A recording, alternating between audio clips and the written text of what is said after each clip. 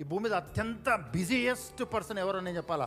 అత్యంత busiest person ఎవరో తెలుసా? Lazy person. 24 గంటలు పనిచేసేవాడు కూడా నేను బిజీ అని చెప్పడు, ఎందుకంటే అలా చెప్పడానికి టైం ఉండదు. కానీ నాకు టైం లేదన్న వ్యక్తి సోమరి అని అర్థం అనమాట. ఏమి చేతగాని వ్యక్తి, ఏమి చేయని వ్యక్తి 24 గంటలు ఆలోచిస్తూనే ఉంటాడు.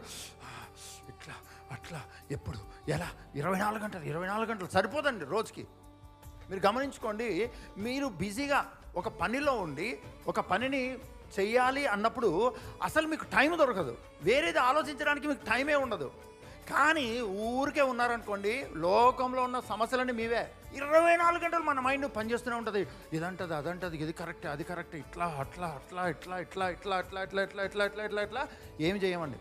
ఎందుకంటే నా జీవితంలో నేను అది అనుభవించి చెప్తున్నాను మీకు. నేను ఏం చేయడానికి చేతగానప్పుడు నన్ను మించిన బిజీ పర్సన్ ఎవ్వరు లేరు. 48 అవర్స్ ఆలోచించేవాడిని. ఏంటి ఆలోచనలు? ఏం చేయలేకపోతున్నాను ఆలోచన. సరే ఏదన్నా చెయ్యి, అది చేయలేకపోతున్నాను. ఏదన్నా చిన్న పని చెయ్యి, అది కూడా లేదు నాకు. ఎవరు నాకు సాయం చేసే వాళ్ళు లేరు.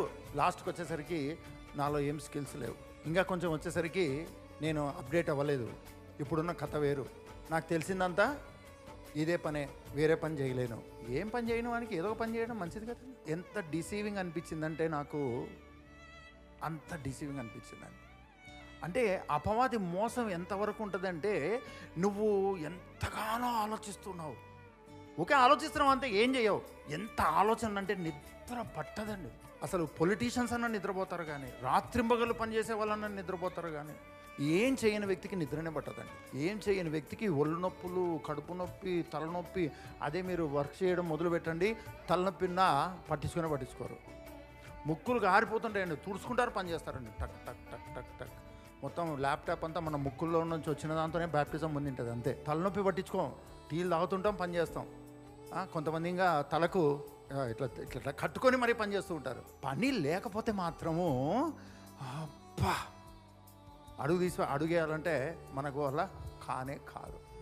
దేవుడు నిన్ను ఏ పని చేయని వ్యక్తిగా చేయలేదు, ఏదో పరిస్థితుల గురించి ఆలోచించే వ్యక్తిగా చేయలేదు. మనం రియలైజ్ అవ్వాలండి. ఏదైనా మన ఆలోచనలో, మన తలంపుల్లో మనల్ని పోరాటానికి గురి చేస్తుంది అన్నప్పుడు మనము రియలైజ్ అవ్వాలి. ఎందుకు రియలైజ్ అవ్వాలంటే, అలా ఉండడానికి నువ్వు క్రైస్తవునివి అవ్వలేదు. నీ క్రైస్తవ జీవితంలో you are very busy with Christ. నీవు క్రీస్తులో చాలా బిజీగా ఉన్న వ్యక్తివి. ఆయన అభిషేకంతో చాలా బిజీగా ఉన్న వ్యక్తివి. ఆయన ఆత్మ ద్వారా చాలా బిజీగా ఉన్నటువంటి వ్యక్తివి.